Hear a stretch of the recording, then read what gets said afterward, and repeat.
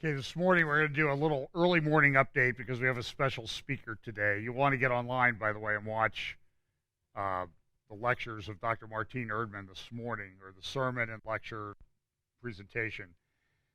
Today I'm going to focus on time of the signs. I'm going to try to get through everything that I have. I have about 150 slides. Some of them are videos. I may truncate some of my comments, but it really is an interesting time. I was conversing with somebody on Facebook this morning that I take sort of the whole of the prophetic scriptures and try to see how those might play out in our world today. And I can say to you that almost everything I pick up now relates to the themes of Bible prophecy. It's an amazing thing. It's almost impossible to keep up. I spent a lot of hours yesterday and today and trying to cut things down. And so what you're getting is a truncated, shortened, abridged view of the pile of information that I have available to me each week. So I try to pick out the important things as we see the signs of the times converging. It is a very chaotic world. I sort of made up this graphic. The chess pieces of the world have just been strewn all over the place, and it is a very, very difficult time to navigate things.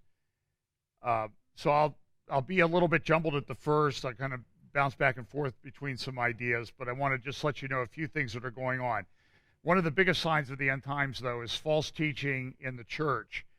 And it seems that these conferences proliferate. Here is a conference that's taking place at Holy Trinity Brompham in May. This is Nikki Gumbel, the Alpha Course. You can go to deceptioninthechurch.com, that's Sandy Simpson's site, and look up things about the Alpha Course. It's very problematic.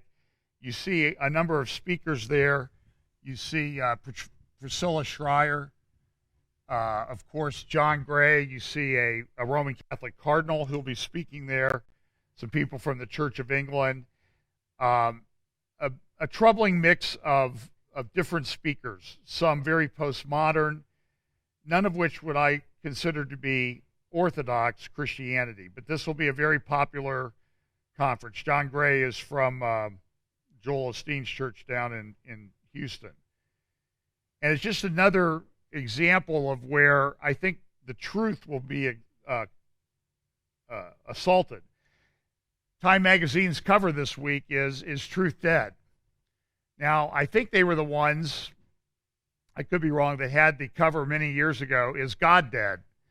So now they've gotten rid of God, now they're going to try to get rid of truth.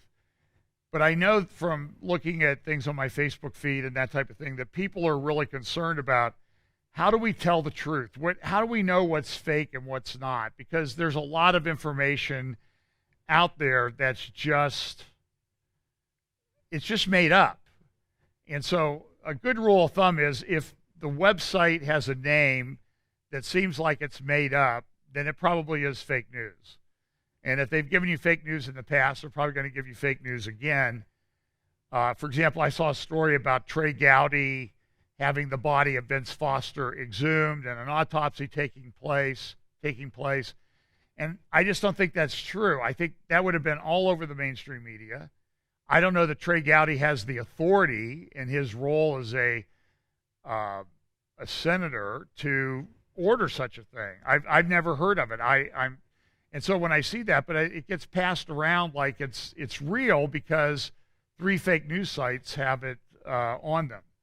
So you have to be very careful because truth is really important, and to a Christian, truth is of the utmost importance.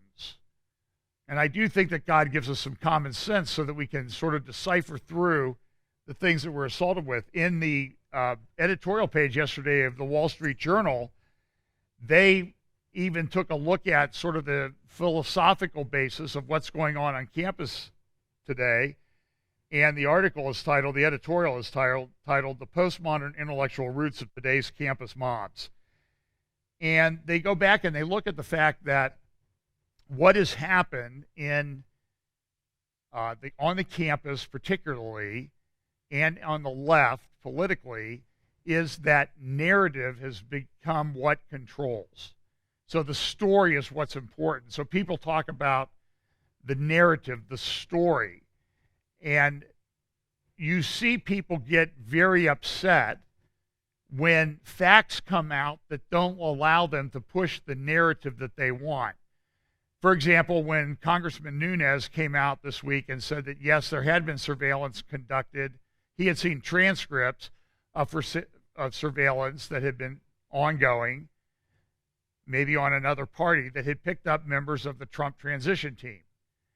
Then Congressman Schiff, who is a man of the left, came out and he was very upset with Congressman Nunes for what he had done. Why? Because the facts that Nunes had brought out were preventing Schiff from continuing with his narrative, his story that he wants to push about this massive conspiracy between members of the Trump administration and Vladimir Putin and Russia. Now, I have a take on that. I'll give that to you in a minute, but narrative is very important, and you sometimes have to look at these things. Look, I'm an attorney. I have a big hearing in Indianapolis this week, and I'll be spending most of today and tomorrow and into the night preparing for that hearing and gathering facts and evidence to present to the court. But if what I present to the court isn't based on truth or actual evidence, actual facts, I'm going to have a problem with the court. And this is what's happening in our culture. And so when you see news magazines, and 2 Timothy 3 talks about this, that in end times men will be given over to fables. They'll be given over to myths, to stories. And so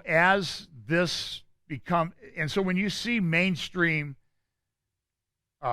news articles talking about truth and why we are having such a problem in our culture today, you ought to take notice. So Time's doing it. Now, Time's doing it for a different reason, I think, than the Wall Street Journal is doing it, but it's being done.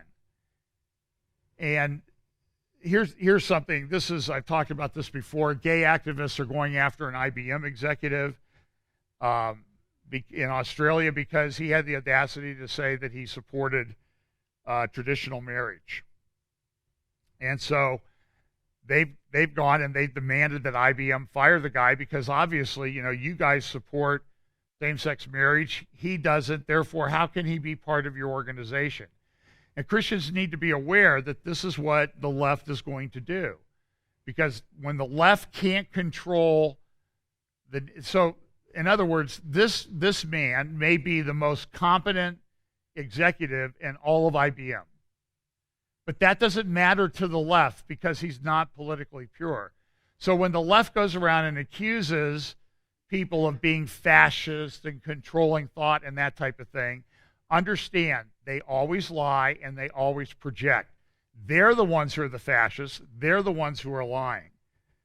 There's a new book coming out. This will be out May 17th called What is the Bible by Rob Bell. How an ancient library of poems, letters, and stories can transform the way you think and feel about everything. Now, there's some previews online. I haven't had a chance to review those yet. He did do a series of blog posts about the Bible. Those have been taken down from the internet, and the message there is you can buy the book. But there's one miraculous thing about the internet that captures pictures of websites as they existed at the time. It's called archive.org. So if you can get the URL, copy it from where you go to look up Rob Bell about the Bible, you can actually go to archive.org and you can actually pick up that 6-part blog series that he did about the Bible. And there you can probably save yourself some money and spending it on a book that you don't need. One of the characteristics of Rob Bell's books is that he sells them for full price. I think the list price for what's the title? What is the Bible? Is about $28 to get the hardback version and about $15 for the Kindle, which is really above what most books sell for. But the interesting thing about Bell, that what he did in his prior books, Sex God, Velvet Elvis, Love Wins, was that when you got the book, and I bought one of them, I read it, and I threw it away because I didn't want anybody else to come across it. I bought Velvet Elvis, just so I could be sure that he was as bad as I had been hearing about. He uses a lot of white space on the pages of his book. So his book might be 200 pages, but if you took out the white space like most books do, it would probably be about 50, but he's charging you a premium price for it. So it's a pretty good, to my view, it's a pretty good way to make money. But I will tell you that the best way to look at a Rob Bell book is like this, where you blur out the text, and the most value you will get will actually be from the white spaces on the page. In fact, there's a guy that wrote a book about, it's like 280 pages long, and it's called Reasons to Vote for Democrats. Have you heard about this book? I think that's the title. And it's like number one on Amazon. I don't know if it made the New York Times bestseller list, but it's 280 blank pages in the book.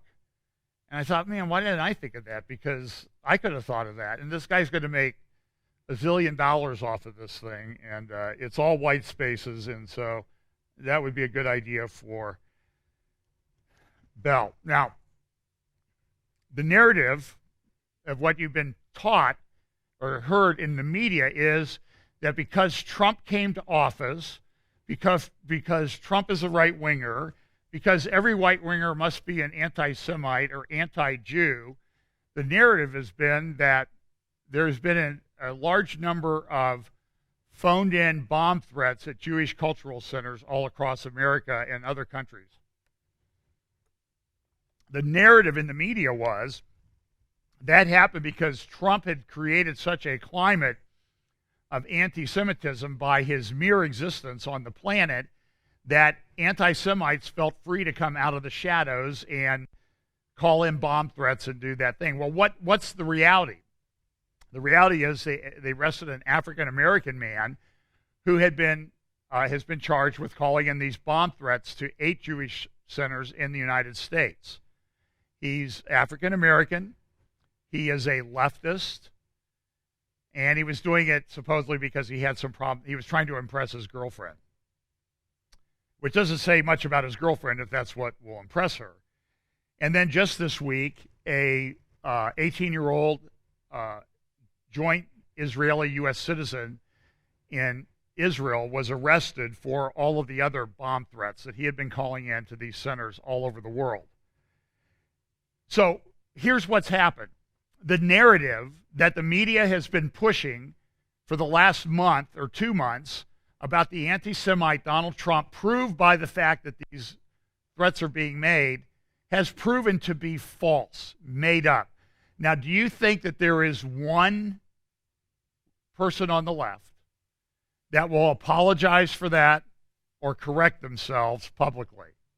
Will Paul Krugman or any of the other nuts that write for the New York Times, will they do it?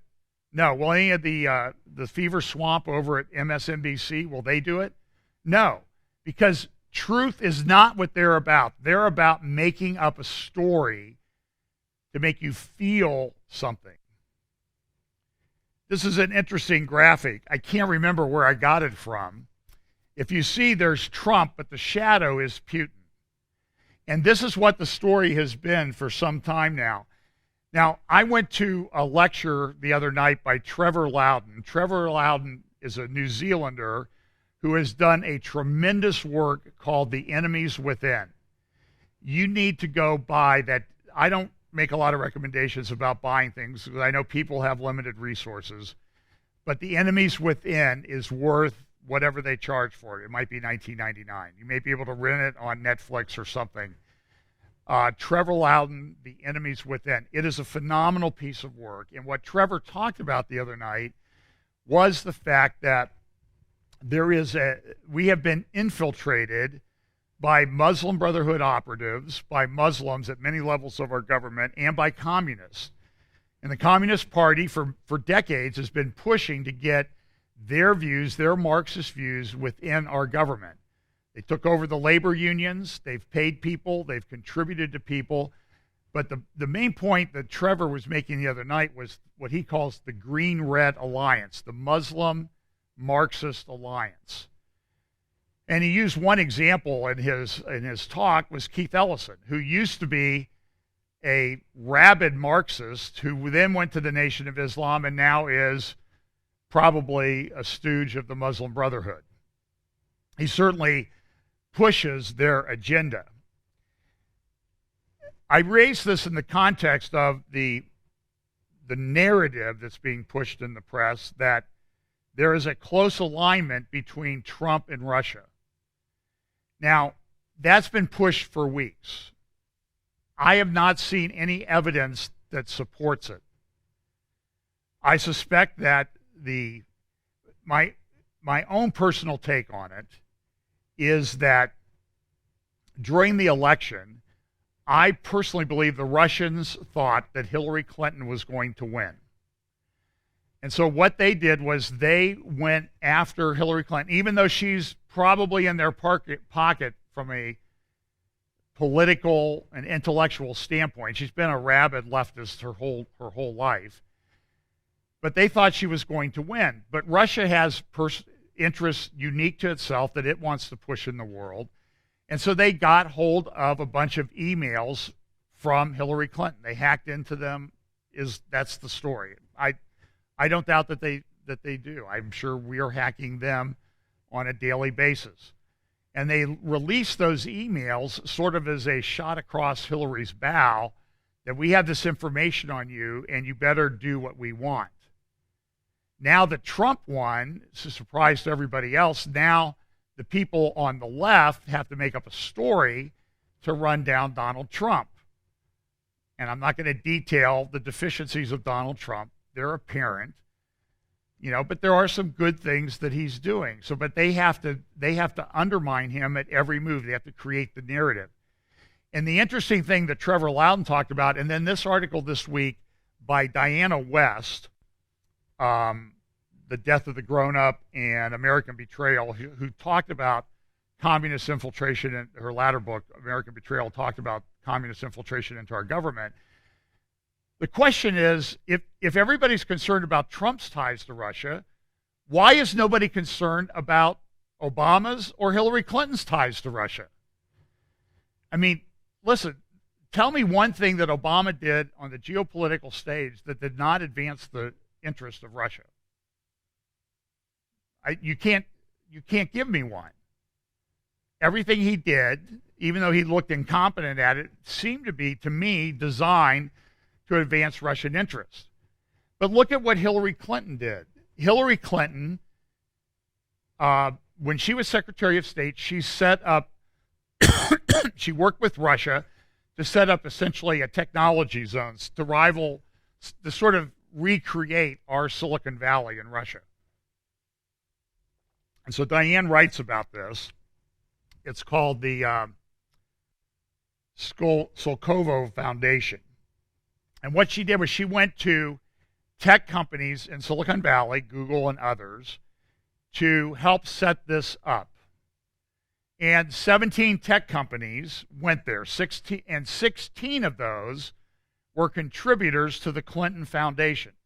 We also know that there was plutonium sold to Russia that Hillary Clinton had to approve, and it got approved amazingly. And so Russia ended up with excess plutonium that it appears, ending up in the hands of Iran, which is not good. So Diana West's point is, why is there's a few phone calls between Trump and Putin at most, or the Russian government, Trump operatives and Trump associates and the Russian government. There's a few phone calls, but there's massive corruption on the side of Hillary Clinton and Obama and the Russians. And does anybody else ever talk about that? And it's maddening. We also know that Bill Clinton went to Moscow and gave a speech. And for one speech, he was given $500,000. I just want 2 of those a year in case somebody wants to invite me out there. And now this technology is being used to create hypersonic missiles. in Russia and China, which is really a game changer in terms of the safety of our Navy and other armed forces. These things will be a big problem. The left also goes after guys like, I don't have time to go in this, the Forward came out and attacked Sebastian Gorka. CARE then came out and said Sebastian Gorka needs to be fired. He's anti-Semitic. There's absolutely no truth to that, but they just repeat this over and over through Twitter and through articles, and he belonged to some Hungarian thing, and people who've investigated this have come back and said there's nothing anti-Semitic or Nazi-like about Sebastian Gorka, but it's a narrative that the left pushes, and they're going to do it to everybody that gets in their way. So, in fact, Jerry Nadler is one of these guys. You see this? He tweeted this the other day. Must-read story, raid Nazi ties of top Trump aide. White House and Gorka silence in response is deafening. Let me tell you, one of the people identified in Enemies Within by Trevor Loudon as an infiltrator, communist infiltrator into our government is Jerry Nadler. So I would say after looking at that video, listening to Trevor talk, I would have been surprised if Jerry Nadler had not come out in support of it. I'm going to just mention this for perspective. This is called the Mercator projection of the world, and it's the map that most people use when they study the world. Now, there are some problems with it. It's a good map for sort of studying countries and spatial relationships. It's oriented around, the zero meridian that goes through Greenwich, England. And so it looks like Europe's at the center of the world. And you notice up there, you see the size of Greenland? I mean, it's huge, right? Well, somebody came out and said, we really have not given you an accurate picture of the way the world really looks. This is what everybody studies. This is actually an accurate picture of the size of countries. And what do you see? You see Africa is big enough to include like United States and Canada, Argentina, China. It's huge. I mean, Asia is bigger, but Africa is about 80% of the size of North and South America combined. And you see India is not as big as you thought, and Greenland is about 1/14 the size that you see on the other maps. So now it's interesting, in Boston they're taking this new map and they're saying, oh, the old map was done by colonial powers to make Africans feel less significant. And that's why they've been oppressed. That's another way that they've been oppressed. It's another thing that doesn't make any sense. So now the rest of the time I'm going to talk about London, I'm going to talk about Middle East, and I'm going to talk about technocracy if I have time. So we know that there was this attack in London the other day. It hit the news press. As soon as it came out, it was all over the place. A man came from number 1 driving down across the bridge towards the Houses of Parliament. I've heard he ran over 40 people. He then turned, he ran into the gate there at Parliament, ran into the inner perimeter, stabbed the policeman who died, and then he was eventually shot dead. Interesting enough, the policeman that he stabbed was not armed, because that's the tradition in England. I would hope that they would think through that, because the man was essentially defensive. He had 2 long knives. One of the articles said that he used a app just before. It's called a WhatsApp, WATSAPP, and he posted a message. And so here's what the article says this morning. Meanwhile, at 2:37, Ajao was pausing to send a final message to someone via the mobile messaging service WhatsApp. Whom he was messaging and the content of the message have not yet been released, but it is likely to be a vital clue in the hunt for accomplices. However, police are expected to have difficulty accessing the contents, which were encrypted, and cybersecurity experts say they will have to employ their own hackers to get to the information as to what he sent to somebody and to who he sent it. One of the people killed near the number 2 part there was one lady, she was knocked off the bridge. She's still in the hospital. There was an American couple there. A lady hit knocked under a bus. She was killed. There was an American couple there celebrating their 25th wedding anniversary. It was sort of the last thing they were doing before they went back to the U.S. the next day, and he was struck and killed, and I believe his wife was injured. But there is this narrative that's being pushed about this London attack that I find extremely troubling. England has its own problems. There's a pro-Israel speaker who pulled out of a conference at a college or university in County Cork because of one of the people being there is a rabid anti-Semite and is associated with the guy who did that report that I talked about last week. They tried to publish for the UN. I got a copy of it, and it's all anti-Israel screed. So what happened after this attack is that they locked down Parliament. It was said that Theresa May, the Prime Minister of England, was about 40 yards away from where this occurred. And so they went into Parliament, and they talked about it in the British Parliament. And here is Theresa May talking about the attack. As generations have done before us, and as future generations will continue to do, to deliver a simple message: we are not afraid, and our resolve will never waver in the face of terrorism. A terrorist came to the place where people of all nationalities and cultures gather to celebrate what it means to be free. And he took out his rage indiscriminately against innocent men, women, and children. Mr. Speaker, it is still believed that this attacker acted alone, and the police have no reason to believe there are imminent further attacks on the public. His identity is known to the police and MI5, and when operational considerations allow, he will be publicly identified.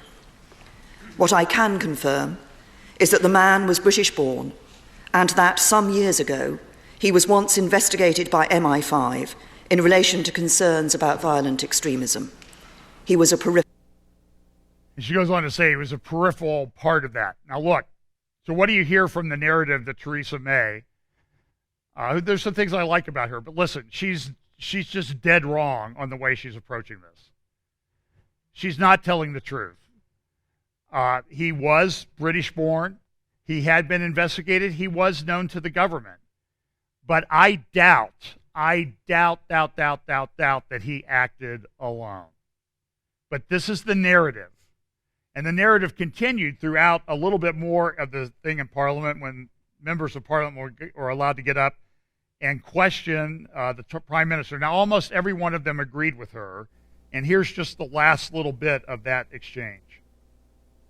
That we will not be cowed, as the Prime Minister put it so eloquently. Does she agree that we will also need to show the same determination to stand up against anyone who seeks to sow division or to stir up hatred in the wake of these cowardly attacks? I absolutely agree with the right honourable gentleman. We must be very clear that the voices of evil and hate will not divide us. That should also be a clear message from this House today. Michael Tomlinson. Thank you, Mr. Speaker. It is reported that what happened yesterday was an act of Islamic terror. Will the Prime Minister agree with me that what happened was not Islamic, just as the murder of Ari Neve was not Christian, and that in fact both are perversions of religion? I absolutely agree. And it is wrong to describe this as Islamic terrorism. It is Islamist terrorism. It is a perversion of a great faith. Well, and that continued. A perversion of a great faith. And so this is the narrative that happens. And so I'm concerned that if this happened in the United States, I'm confident that most of the people involved would describe it this way. I think that President Trump might not use that kind of language, which I think is creating a false narrative. The Independent came out and they had all these titles throughout their article. The worst response to this attack would be to further ramp up rhetorical excess. An operation with elements from the ISIS playbook. Terror wins if we lose our sense of perspective over the threat it poses. Now, I'm going to play you a couple clips. Now, I think I edited out all the bad words. These are very highly emotional times, and so I'm pretty sure I got them all. But people get very emotional. The first person will be from UKIP, United Kingdom Independence Party, I think is the name of it. Nigel Farage is a member of it. This man is named, I think it's Daniel Nuttall. And he's going to talk about, and I think he has a better perspective. Here's what he says.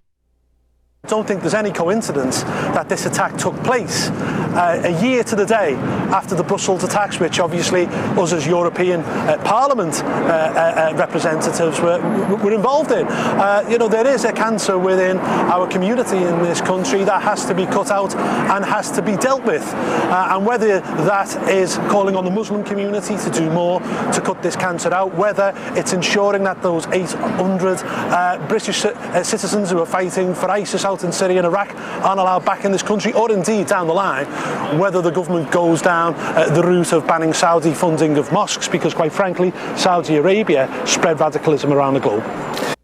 So here's what we pick up from him, who gave us some facts. Some of those facts are that 800 British citizens holding British passports have gone to Iraq and Syria and fought for ISIS, got trained, and come back to England, to live in England. There are hundreds of people that are surveilled 24 hours a day in England. Guess what religion they almost all belong to? And it is a cancer. And some of the response, the question of the man at the last question in Parliament, was to respond to what he had said. It's a cancer that needs to be cut out. Now, the former head of the UKIP party was on Tucker Carlson, Nigel Farage, and this is what he had to say the night of the attack. So it seems clear from this vantage that this is part of something much larger, and it's pretty clear what it is. I wonder if that's as clear to the leaders of the political parties in Great Britain. Well, I remember about 5 years ago, I said that we had a fifth column living inside our own nation. It was the first time in our history that we had people living amongst us that wanted to destroy our values and actually even wanted to kill us. And I remember the absolute wave of condemnation that I came in for. What I've seen today are a lot of people, the great and the good of this country, the people that did irresponsibly open the doors, the people that refused to accept that within some parts of Islam there was a growing problem, and they're all saying how awful and appalling it is. And I do actually think that the moment has come for us to actually point the blame. You know, what these politicians have done in the space of just 15 years may well affect the way we live in this country for the next 100 years. Well, I mean, I don't think there's any question, and Great Britain is not alone in that. Is there still a sanction against those who say what you just said in public in Great Britain? I know that's been true for a long time. If you say that out loud, somehow you're the bad guy. Is that still the case? Well, I was the other week doing a radio show here, and I talked about Sweden.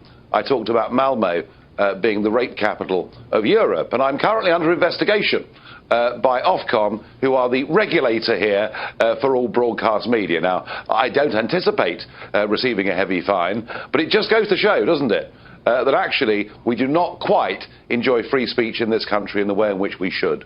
No, the country that invented it no longer has it. But what's the, I mean, if just to ask you to play psychiatrist for 1 second, what's the thinking here? Why would the leaders of a country whose job it is to protect the citizens who voted for them be so angry at anybody calling, you know, things as they see it, telling the truth? Why is that a threat to them? Well, this was when Tony Blair got elected back in 1997. His aim was to create a genuinely multicultural society. In fact, he said he wanted to rub the noses of the right in diversity. Peter Mandelson, one of the architects of New Labour, said we sent out search parties all over the world to find as many immigrants as we possibly could. And, you know, look, I'm not against immigration. I want us to have sensible, managed, balanced immigration. But for goodness sake, you have to vet people. And that was 20 years ago. And, you know, today, when Donald Trump, and surely this is the big takeout, is that when Donald Trump tries to make America safer, when Donald Trump tries to make sure that these scenes that we've had in Paris and Brussels and Berlin and now London aren't repeated in America, we get people on Fifth Avenue and behind me in Westminster, out on the streets protesting, it seems to me that our political leaders really ought to start saying sorry. Yeah, I'm not sure any societies ever behaved the way Western societies are behaving now in this masochistic way. So what are the specific lessons for U.S. policymakers in the wake of something like this? There are two, I think. The first is to be desperately careful about who you let into your country. And yes, I know the vast majority, 80% plus, of Muslims living in Britain, according to our surveys, want to be integrated and respect our way of life. And the last thing we need to do is to alienate them. But you can't have open-door immigration and not bring in terrorism. That's point one, and that's exactly what the President is trying to do. The second problem are that some of those communities that exist within our countries are, and I'm quoting Britain here as an example, through our state-run schools and our prisons being radicalised. It's hard to believe, isn't it, that actually in British prisons it's now one of the major sources of Islamic terrorist recruitment. And frankly, we've simply got to get tough, and we've got to give our security services all the weapons that they need to try and counter this threat. Good luck, and God bless you tonight. Nigel Farage, thanks a lot. Thank you. Okay, so what do we know? Now, when Nigel Farage gave that talk on Thursday night, whenever the attack happened, I guess maybe it was Wednesday, that night, nobody knew who the attacker was. It's interesting that the man was British-born, converted to Islam, but had spent a lot of time in prison in England, being radicalized. Then he went to Saudi Arabia, where he was further radicalized under their Wahhabist thought that's there. And then he came back to England, no problems, and had some problems with violence. So this is no surprise. They knew who this guy was. He'd been on their radar. He'd been questioned before. Here's Ayaan Hirsi Ali, who grew up in Islamic Somalia and fled to Netherlands, now lives in the United States. I think she's at Harvard. Here's just a short clip of what she had to say the same night on Tucker. Why is it that so many on the left internationally, in this country, in Great Britain, all through Europe, have so much trouble coming to terms with the religious component of this violence? I don't know. I acknowledge, as you do, that it's masochistic, it's stupid. And I think that if you look at the Islamists, they don't go to the liberals and say, thank you so much for letting us, take over. We'll stop terrorizing you. They don't do it. Here's just a little bit more of her. They want one thing, and that is a Sharia-compliant society and eventually the world. That's what their aim is. It sounds crazy to you and me and everyone else, but that's their objective. And they want to get there through dawah. This is an infrastructure of indoctrinating people into accepting it, and other ways of intimidating and, forcing them to do it, and jihad, violence. And whoever is in their way is their enemy. And it doesn't matter how nice the liberals are, how accommodating and obliging they are, that's the objective of the Islamist. And if you don't understand that, then I don't think you should be in the business of making legislation or in the business of, the leadership, in thought leadership. Because Well, and she knows. I mean, she was, she's a very brave lady. And I like her comment. The basic comment I took away from that: if you won't talk about this the way it is, you shouldn't be in leadership, and you're stupid. I mean, I think that's a good comment. Of course, ISIS has claimed responsibility for this. Even The Atlantic, which is a magazine to the left, had this article this morning: why the London attacker was no lone wolf. Now, maybe he didn't have somebody with him that day, but there's operational support that's given to these people. In National Review, Andy McCarthy, who prosecuted the blind sheikh with regard to the first World Trade Center bombing, has studied Islam, and here's what he says in his article. I'll read part of this. It was a careful choice of words, Bernard Lewis being nothing if not careful, Bernard Lewis being one of the great historians on Islam in the West. In 2004, the West audibly gasped when his preeminent scholar of Islam famously told the German newspaper Die Welt, Europe will be Islamic by the end of the century, if not sooner. Listen carefully. He did not say that Muslims will be the majority population in what is still recognizably Europe. No, Professor Lewis said, Europe will be Islamic. And Theresa May, That is Islamic, not Islamist. Andy continues, we are not talking about Muslims here, we're talking about Islam. Lots of individual Muslims desire peaceful coexistence, even assimilation. But Islam's aim is to prevail. So yet this week, Louis' foreboding has been brought to the fore by a jihadist mass murder attack, this time in London. There immediately began the ritual media pondering over Masood's, that's the terrorist, motive. Yes, what could it possibly have been? I'm going to stick with the patently obvious.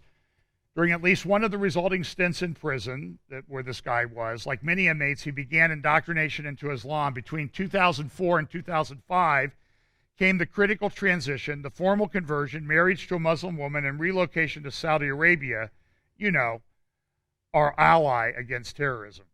For 5 years, Masood was immersed in the kingdom's Wahhabism, fundamentalist Islam rooted in scriptural literalism.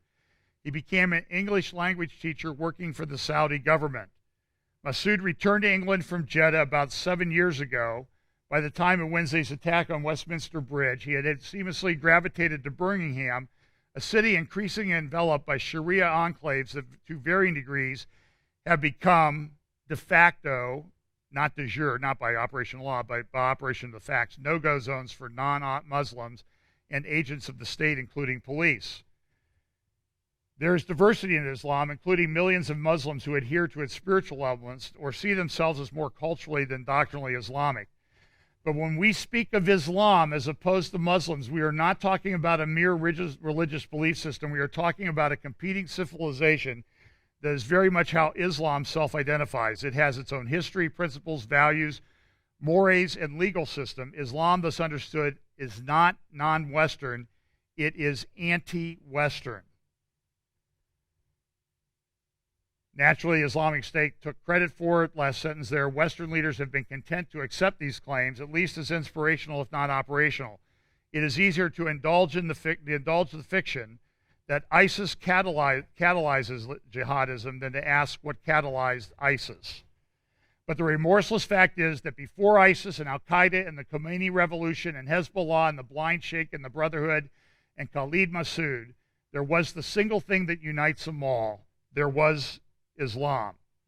Western political and opinion elites remain willfully blind to this. They cannot help but project onto Islamic beliefs and practices their own progressive pieties, which take seriously neither religion nor the notion that there is any civilization but their own.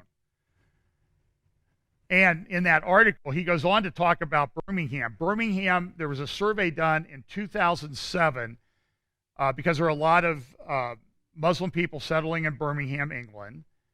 And it's become sort of a hotbed for Islam and Islamic radicalism. In that survey, it was determined that projected that Muslims would be the majority in Birmingham by 2030. And what happened? People saw that, and a lot of non-Muslim people left. More Muslim people moved in. Sharia compliant areas were set up. That allowed polygamists to occur.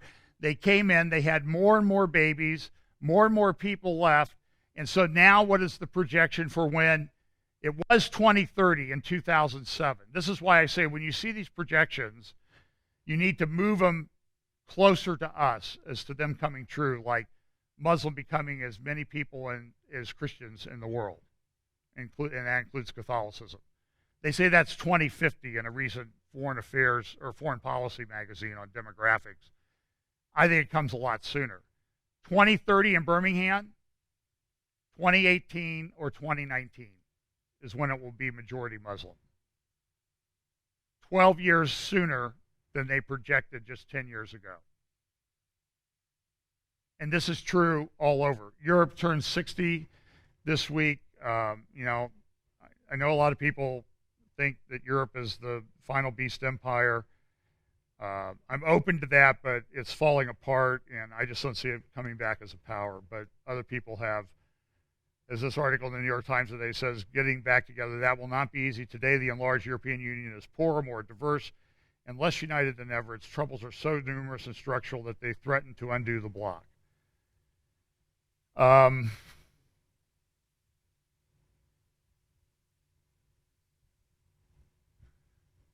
Okay. I want to back up. I'm going to exit out of this for just a second.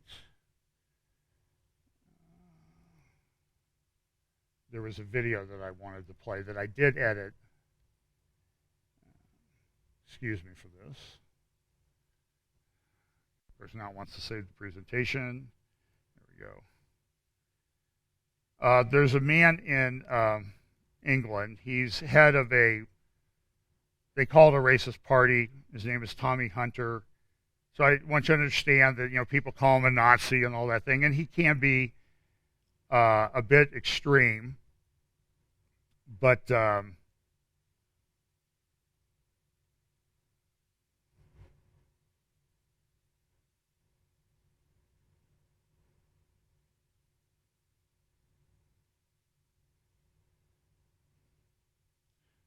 give me 1 second here. I want to make sure I'm not stepping into something that I don't want to. Okay, well, I'll try to stop it if I didn't. It's a part of the anatomy that you sit on, so it's in the Bible, but some people... Okay, so here is this... this happened, they were doing an interview, the Rebel with Tommy Hunter, and the attack happened, and so they went out on the street to film this. We've been here for about 20 minutes now, and we don't have any updates on specifically what's happened, but what we do know, based on all the reports, is that a car has ploughed through Westminster Bridge and crashed into the Houses of Parliament. Gunshots have been fired within the gates, and 3 people have been confirmed dead. I don't think this is any surprise to anybody watching this. The question on everybody's lips is who is responsible for this, and I don't think it's going to be surprising when we found out. Sky News has already reported that the man who did this was of Asian origin, which I don't think is very surprising to anybody. If you import a culture, you get a culture. This is a culture of violence, destruction, and terrorism, and there should be no surprise when we see it on our streets. Tommy, what do you have to say about what's just happened? Now, what you're going to see is a lot of the left-wing media start gathering around, and other people, because when Tommy Hunter shows up, everybody comes to protest him. Okay, they don't protest the guy that ran over people and killed 4 or 5 people. They protest Tommy Hunter. And look, he's very passionate about what he believes. You'll see this. Just going through, as I said, as we're walking around here, we've gone past young people, young girls with blankets over them from the shock. This isn't a shock to me. I don't understand people who are surprised by this. We've had 12 suspected terrorist attacks planned last year. If they would have been successful, you'd have seen shopping centres, you'd have seen aeroplanes, you'd have seen nightclubs, you'd have seen a war zone on our streets, similar to this, every single month. Then, and only then, might people realise we are at war. We're in war already. We have over 3,000 Muslims who are monitored 24 hours a day, 7 days a week. Every week, costs £9 billion a year. Yeah? We're following and waiting for them to do this. We have had 450 ISIS fighters been allowed to return to our country. They've gone and fought for ISIS. They've been in training camps. They've been beheading people. They've been raping people. And they're walking the streets of our capital city. They're living with us. Our government have failed us. Don't come out and act all strong on this, Home Secretary, Theresa May, because you haven't been strong. You've been weak. You've showed cowardice. Okay? You're very quick to label this as a foreign terrorist. This is an Islamic jihad attack. The man that done this would have either been radicalised in a prison, or he would have been radicalised on the streets of the UK with full knowledge of our government and our security services. They will know who he is. Do you have information that no one else seems to? Yeah, mate, I have information that shows there was 4 terrorist attacks last week in France. 4 in France. There was 12 planned last year. Driving your car like this man has done is exactly what the Inspire magazine, which is Al-Qaeda's magazine, which was downloaded by 50,000 British Muslims last year. 50,000 British Muslims downloaded a terrorist manual in our country. 50,000, not 10, not 20, 50,000 people who want to see exactly what you see there. That's what they want. They want war, they want death, they want destruction, and we keep on pandering like you just come out to me saying it's got nothing to do with Islam. It's got everything to do with Islam. Everything to do with this. It's got everything to do with Islam. I'm simply asking how you Okay, sure well, of the political I'm on the motives. reality. This is the reality. The reality is this is a war. These people are waging war on us for time. This has gone on for 1,400 years. This is nothing new. And the whole time while this goes on, police leaders or political leaders want to invite more.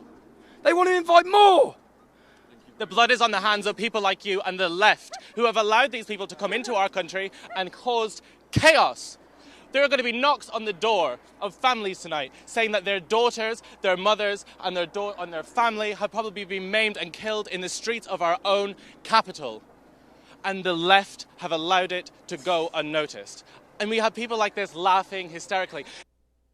Yep, there's a lady there laughing at him. So look, this is a huge problem, and I think Andy McCarthy is right. I think Tommy Hunter is right, whether you agree with him or not. So let's look at a little bit about Israel and the Middle East in the time that we have remaining. This is a settlement called Mal Adumim. I'm sure I don't say that correctly. In the West Bank, there's talk about annexing it into Israel. It will be a big problem. You can see it here on the right. Effectively, what this will do is it will cut off the southern part of what we call the West Bank and the northern part of the West Bank. Now, part of this is in a response to the projection that they're going to try to make Israel only 9 miles wide at one point. It will be very, very dangerous. And so Israel's responding sort of in kind that you're going to do that to us, we're going to do that to you. We're going to make it difficult for you to get around. Interestingly enough, the UN Secretary General came out this week and said, yeah, there was a temple in Jerusalem and the temple was Jewish. And he undermined the things of his own Human Rights Council, the UN Human Rights Council that said that. They did vote this week. On Friday, they adopted 5 anti-Israel resolutions. I saw this on Twitter. This is all the anti-Palestinian and anti-Arab posts from Israel. They're monitoring all these Twitter and Facebook posts and counting them. At the Human Rights Council, when they put this on notice, the British came out and said, we're tired of this. Now, they voted in favor of a couple of these stupid resolutions, but they said the UN Human Rights Council is biased. Here's the statement that Britain issued, and the United States issued a much shorter but similar, something in a similar vein. Israel's a population of 8 million versus in a world of 7 billion. Yet since its foundation, the Human Rights Council has adopted 135 country-specific resolutions. 68, more than half, of which are against Israel. Justice is blind and impartial. This selective focus on Israel is neither. Israel is the only country permanently on the Human Rights Council agenda. They get an agenda of atrocities and things they're going to talk about. Israel is on every agenda. It's the only country. Saudi Arabia is in Pakistan, China, Venezuela. None of those are, but Israel is. Nowhere is a disproportionate focus on Israel starker and more absurd than the case of today's resolution on the occupation of Syria's Golan. Syria's regime butchers and murders its people on a daily basis. But it is not Syria that is a permanent standing item on the Council's agenda. It is Israel. We cannot accept the perverse message sent out by a Syrian Golan resolution that signals out Israel as Assad continues to slaughter the Syrian people. And so here's a video. You can turn this up. UN Watch responded to all of these anti-Israel statements that were made at the... Israel continues to exercise apartheid in Palestine, which they all come out. Israel's anti-apartheid, apartheid, and terrorism that are being exercised against the Palestinians. Here is the man from UN Watch who spoke very passionately about Israel. Have the floor. Mr. President, let me begin by putting the following on the record. Everything we just heard from the world's worst abusers of human rights, of women's rights, of freedom of religion, of the press, of assembly, of speech, is absolutely false and indeed Orwellian. Today's report does not consider Israelis to be deserving of human rights, consistent with the approach of this Council, where today's notorious agenda item against Israel completely ignores their human rights. Now, over the weekend, President Abbas announced he was giving his highest medal to Rima Khalaf, who resigned from the Economic Commission of Western Asia, a Beirut-based UN agency of 18 Arab states, after Secretary General Guterres rightly instructed her to remove an absurd report which accused Israel of, quote, apartheid. Mr. President, why is Mr. Abbas celebrating a report written by the notorious Richard Falk, after his own Palestinian mission here tried in 2010 to remove Mr. Falk on the basis that he was, quote, a partisan of Hamas, as we know from WikiLeaks. The accusation against Israel is absurd. Israel's 1.5 million Arabs. The delegation of Palestine has the floor. Now they More try to shut him than down one statement goes beyond the... for what he says. Egypt weighs in, Pakistan, great human rights countries there. So here he goes. Those 1.5 million Arabs, whatever challenges they face, enjoy full rights to vote and to be elected in the Knesset. They work as doctors and lawyers. They serve on the Supreme Court. Now, I'd like to ask the members of that commissioned that report, the Arab states from which we just heard, Egypt, Iraq, and the others, how many Jews live in your countries? How many Jews lived in Egypt, Iraq, Jordan, Kuwait, Lebanon, Libya, Morocco? Once upon a time, the Middle East was full of Jews. Algeria had 140,000 Jews. Algeria, where are your Jews? Egypt used to have 75,000 Jews. Where are your Jews? Syria, you had tens of thousands of Jews. Where are your Jews?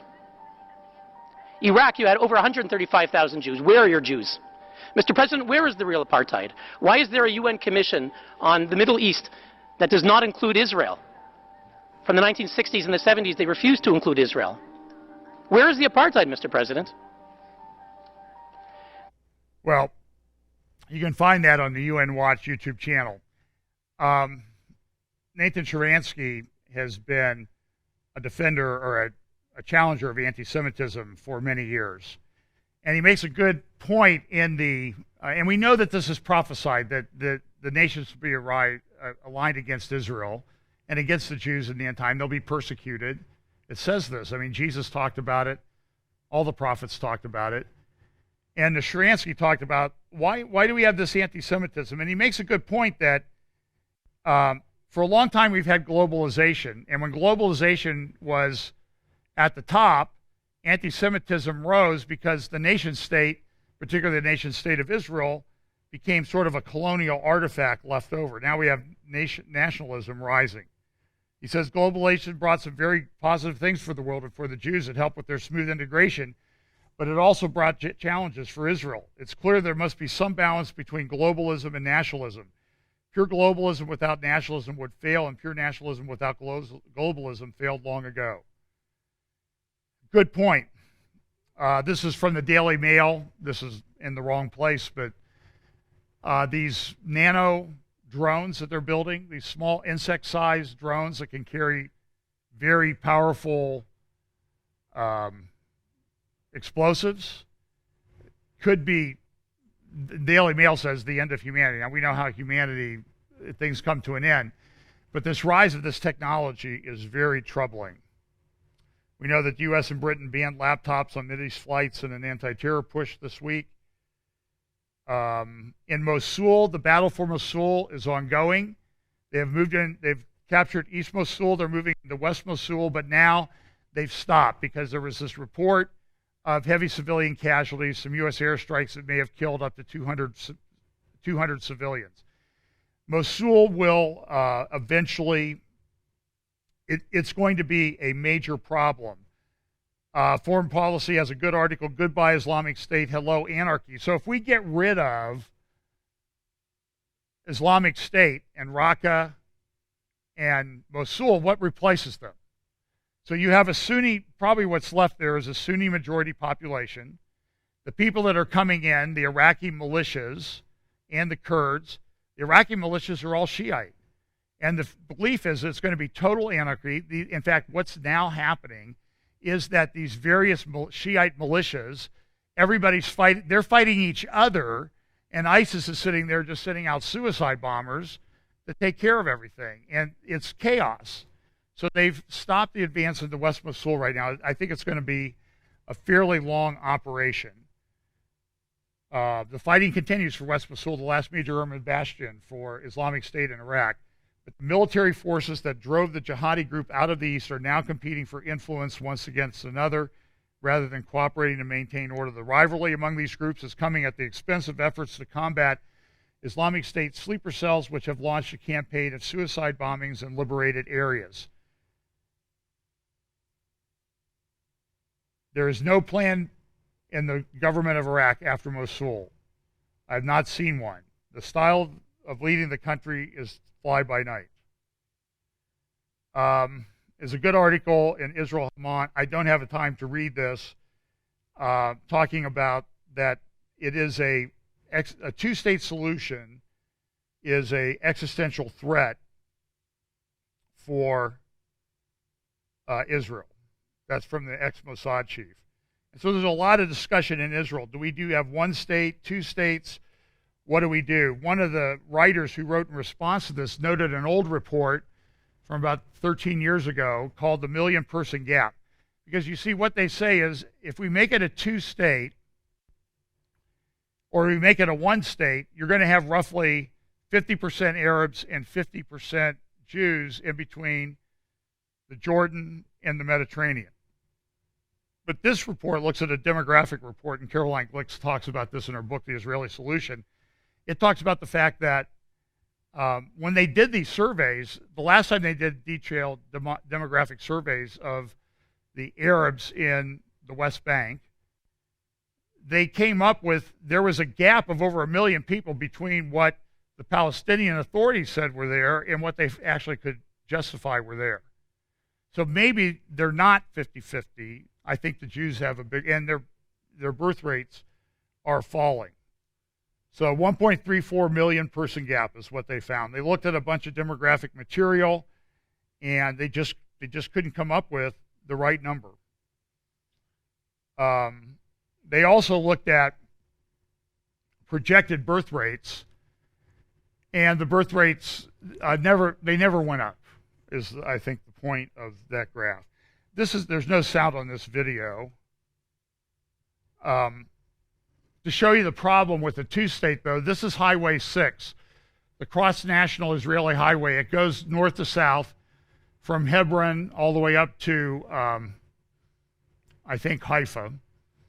But look at how close, here the red line is the proposed 67 borders that they want the Palestinian state to be. So this is their major north-south highway.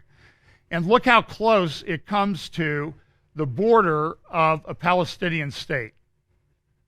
Here's Highway 6. There's a security barrier. There's the area designated. It's only 200 feet, roughly. And we know that they have all of these tunnels that they built. And so this is a problem. I mean, if they make a state like that, now they'll try to do it, but the Palestinians aren't going to cooperate with that. And so I don't know, somebody could probably throw a grenade 200 feet, I think. The highway, you couldn't use the highway. It would be shut down all the time. Okay, couple more things. The situation to the north of Israel, in the area that is identified in Ezekiel 38 and 39 as the mountains of northern Israel, is very volatile.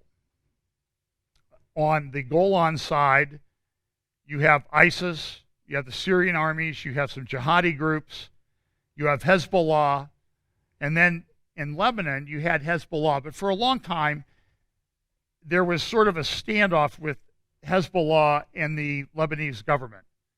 Hezbollah was sort of considered to be part of what we're about, maybe helping defend ourselves, but they don't have control of things. They're not their own boss.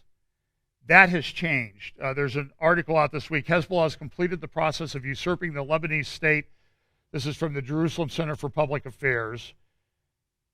Has completed the process of usurping the Lebanese state and its institutions. The election of Michael Anoun as president, through a forced arrangement with Hezbollah, has fulfilled the Iranian vision of controlling Lebanon without changing the power equation that has prevailed there since the National Pact. And what the pact was, there was a role for Hezbollah. The leader of Lebanon would always be a Maronite Christian, and that has changed. And now they're saying that on February 12th, the president said this: as long as a part of the territory is occupied by Israel, which also has covetousness in Lebanese natural resources, and as long as the army is not powerful enough to face Israel, we feel the need to maintain Hezbollah's weapons. These weapons complement the action of the army. This was a real game changer in saying that Lebanon, Hezbollah had a valid role. Caroline Glick picked up on this in her article. There's actually another article at the Investigative Project on Terrorism. World shrugs as Hezbollah prepares massive civilian deaths. We showed you the video last week where Hezbollah is showing places that it can strike with its rockets, including the Dimona nuclear facility down in the Negev in southern Israel. So Caroline Glick talks about this week in the context of sort of world geopolitics and calls it, her article, Trump's greatest deal. What can be done about Iran? She says, in Israel, a dispute is reportedly raging between the IDF and the Mossad about the greatest threat facing Israel. IDF Chief of General Staff, Lieutenant General Gadi Eisenkot, thinks that Hezbollah is the greatest threat. Mossad Director Yossi Cohen thinks that Israel's nuclear program is the greatest danger facing the nuclear state. While the media highlight the two men's disagreement, the underlying truth about their concerns has been ignored. Hezbollah and Iran's nuclear program are two aspects of the same threat. As somebody would say, two wings of the same bird, the regime in Tehran. Hezbollah is a wholly owned subsidiary of the regime. If that regime disappeared, Hezbollah would fall apart. As for the nuclear installations in the hands of less fanatical leaders, they would represent a far less acute danger to global security. So if you undermine the Iranian regime, you defeat Hezbollah and defuse the nuclear threat. If you fail to deal with the regime in Tehran, both threats will continue to grow no matter what you do until they become all but insurmountable. So what can be done about Tehran? With each passing day, we discover new ways to Iran endangers Israel and the rest of the region. This week, we learned Iran has built underground weapons facilities in Lebanon. The facilities are reportedly capable of building missiles, drones, and small arms ammunition. Their underground location protects them from aerial bombardments. This is very troubling. How's Israel going to deal with this problem? How are they going to go into Gaza when there's multiple tunnels? How are they going to do that when there's multiple underground installations in Lebanon? And you put a ground force in there, those guys can pop up just like they're doing in Mosul. If you see what's going on in Mosul, that's a picture of what's going to go on in Lebanon. And by the way, these guys have gone to ISIS. They've gone back to Iran, to England and other places. There are reports, I think Amir Sarfati talked about this yesterday, that they're taking back components of chemical weapons and weapons of mass destruction with them to be assembled later in the West. And that may be why part of this ban has been put on the type of things that can come through that you can carry onto the plane. Caroline goes back, never an easy claim. The Lebanese Air Force provided targeting information to Hezbollah missile crews attacking Israel in 2006. After Hezbollah domesticated the Lebanese government in 2008, the claim became downright silly. Yet the U.S. has continued to provide them with millions and millions of dollars of weapons. These are believed, they're ending up in the hands of Hamas. They've been seen in parades. Here's the key point, and I think this goes about why there's all this push to tie Trump to Russia. Obama empowered Iran at the expense of the U.S. Sunni allies in Israel, and indeed at the expense of the U.S.'s own superpower status in the region to enable the former president to withdraw the U.S. from the Middle East. Power, of course, doesn't suffer a vacuum, and the one that Obama created was quickly filled. For decades, Russia has been Iran's major arms supplier. It has assisted Iran with its nuclear program and with its ballistic missile program. Russia serves as Iran's loyal protector at the UN Security Council. But for all the help provided Tehran through the years, Moscow never presented itself as Iran's military defender. That all changed in September 2015. 2 months after Obama cut his nuclear deal with the Ayatollahs, Russia deployed its forces to Syria on behalf of Iran and its Syrian and Lebanese proxies. In so doing, Russia became the leading member and the protector of the Iranian axis. In his final year in office, Obama's greatest concern was ensuring that his nuclear deal with Iran would outlive his presidency. Russia's deployment in Syria as the protector of Iran and its proxies was a means of achieving this end. Russia's alliance with Iran made attacking Iran's nuclear program or its Hezbollah proxy a much more dangerous prospect than it had been before. And this is why I say that this is Obama does this Iran deal, and who benefits? Russia. I mean, everything he did benefited Russia on a geopolitical foreign policy standpoint that I can determine.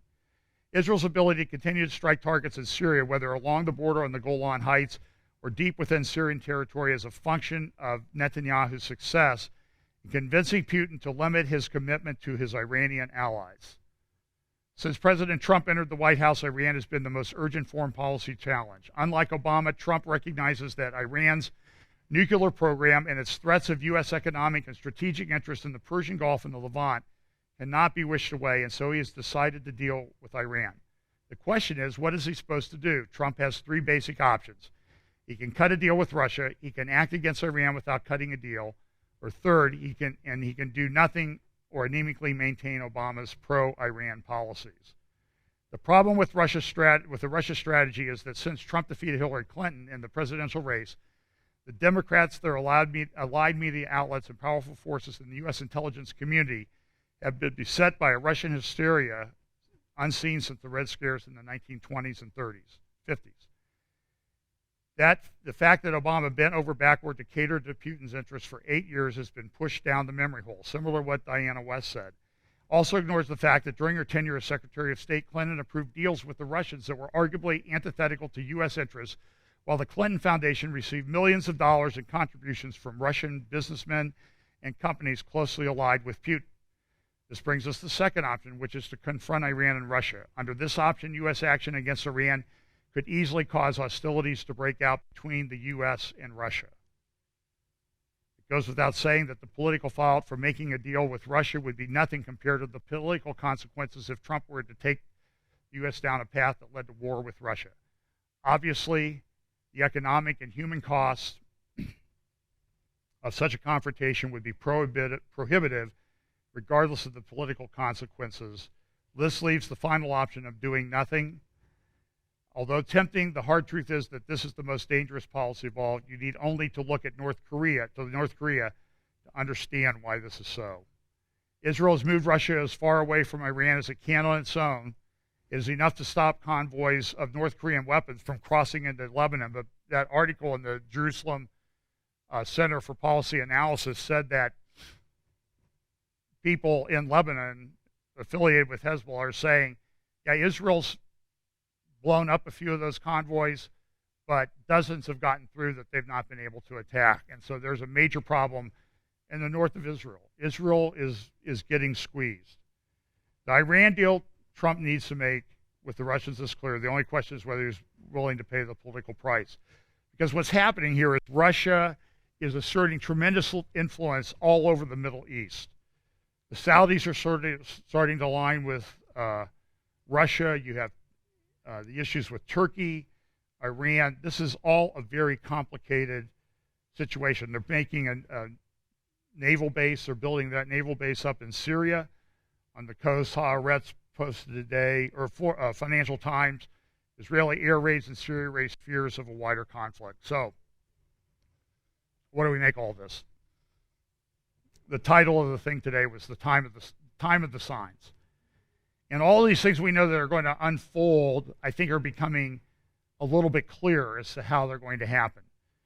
The nations are aligning the way that prophecy says they will. Things are happening in the world and culture. I don't have time to go into the technocracy thing today. I will say this. We know that there is this thing called the mark of the beast coming. Scripture is not clear exactly how that comes about. Even National Geographic is talking about the next human. How are we going to evolve ourselves to a better person? And we know that there will be this technology in place. I talked a little bit about this conference last week that took place in Barcelona. I have some more clips to play for you from that. But I have one thing that I want to show you, a slide from one of the presentations. It talks about the birth of superintelligence, the global brain. But look at this slide. This slide contains 12 risks. This was in one of the talks by the head of SoftBank. 12 risks that threaten human civilization. Global pandemic, ecological collapse, nuclear war, synthetic biology, nanotechnology, supervolcano, unknown consequences, major asteroid impact, bad global governance, global system collapse, extreme climate change, and artificial intelligence. Now, I can tell you that I find this very interesting because it sounds like the guy went to the book of Revelation and pulled out all of the things that threaten human civilization. Because all of these things really are prophesied in the chapters of the book of Revelation. Artificial intelligence is the interesting one. And he says that's a threat to human civilization, but we think we're smart enough to control that. There were people back at the time of the Tower of Babel that felt the same way. They were smart enough. Nothing will be impossible for us. It's the same thing repeating. It's being recapitulated right in front of our eyes. It's what's prophesied. And we know what the ultimate solution is. It's Jesus' return to set up his kingdom. But man thinks we're going to make a better human, more intelligent, and we're going to become really as a god. And so I think this bears its own long presentation, but I just find it interesting when secular world talks about the things that we talk about here. Here they'll call us haters and crazy, but really, they're talking about the same thing too. They're talking about a possible apocalypse. So, but we have the answers. So let's pray and let's move forward. Father, again, thanks so much for your word and the guidance that it gives. Lord, I just pray that you will, if anybody's listening to this today who's never made themselves right with God by accepting the free gift of salvation by grace through faith in Jesus Christ and his finished work on the cross, I pray that you would use this to prompt them to make that decision as time is very short. Bless us as we go this week. In Jesus' name, amen.